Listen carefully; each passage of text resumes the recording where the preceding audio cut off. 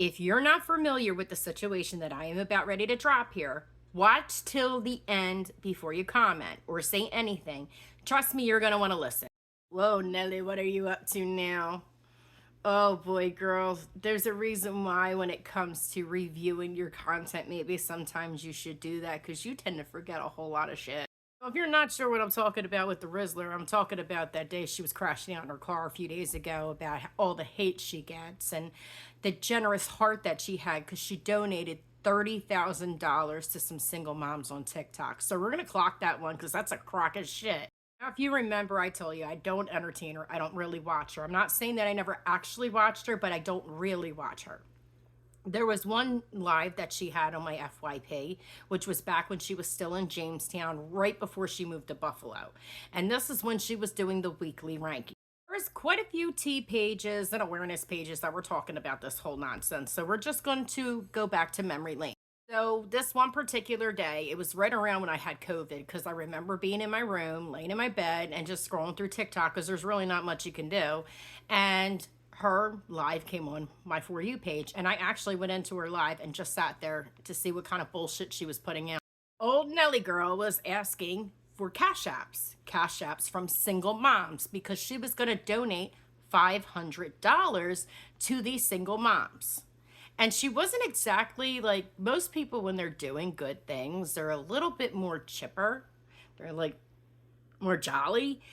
She was kind of like, if you're a single mom, I need your cash app so I can give you $500. I'm only doing it for a couple of people. Now, she wasn't doing it for everyone. She was only doing it for a few. So, of course, I'm like, there's got to be a catch to this because she's not exactly acting like somebody who wants to be generous. She was running the weekly ranking. So I went up to the top corner. As soon as weekly came up, clicked on it because I wanted to see where she was on the podium. Because in the midst of doing all this, she keeps talking about how they're taking number one. Like she was extremely overconfident.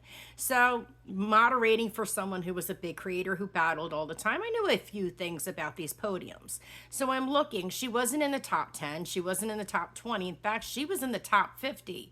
So I'm like, how are you going to take a number one spot because you don't have enough diamonds to do that? I knew something was up with this, and my gut feeling came true that night because she kept promoting this big battle and she was going to take the podium that night in that big battle. So I watched from the back door just to see what was going on. And when she first goes into this battle, she's like so confident. You know how arrogant she gets. And then all of a sudden, there was a change in disposition. It turns out that some of these moms that she donated $500 to, and it wasn't 30,000. I don't even think it was 3,000 to be honest with you.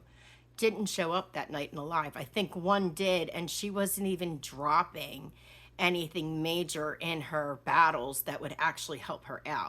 Let me break it down for you. That $500 that she gave these women was a loan. She was loaning them money to help cheat the system to get her to number one. Because if you get number one in the weekly rankings, there's a lot of benefits that come your way. It's not just a payout, there's so much more that comes with it, and she wanted it.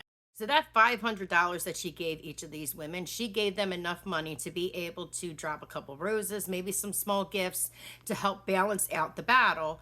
But then once she unlocked 2 times and 3 times the points, they could drop a lion and a universe, which would accumulate enough diamonds to get her where she needed to be. So old Nelly girl wasn't doing something out of the kindness of her heart because, I mean, after all, she's all about women lifting women and single moms having each other's backs. She used these women to get her to a number one spot on the podium, and it backfired on her. Now, this is where the $30,000 comes in. She didn't donate $30,000 to anybody. Around the time that this was all going on is when she had the $30,000 GoFundMe because awareness pages were kind of confused. And I was in a couple of those chats, by the way. How are you asking people to donate $30,000 to you to help you with moving expenses, but now you're throwing money away? This was back when it wasn't crash out. She was like, everybody's raging. They're all raging. And people were talking about how she rage quit that night because she was so pissed off that some of those women she gave that $500 to never came into her live. So she never got to take the number one spot. I could share some things to give more explanation and context, but the second that you do that, she gets kind of bitter in her feelings and then goes on a reporting spree. There is a little bit of truth that comes to her video when she talks about the hate, and it's not in the way that you think.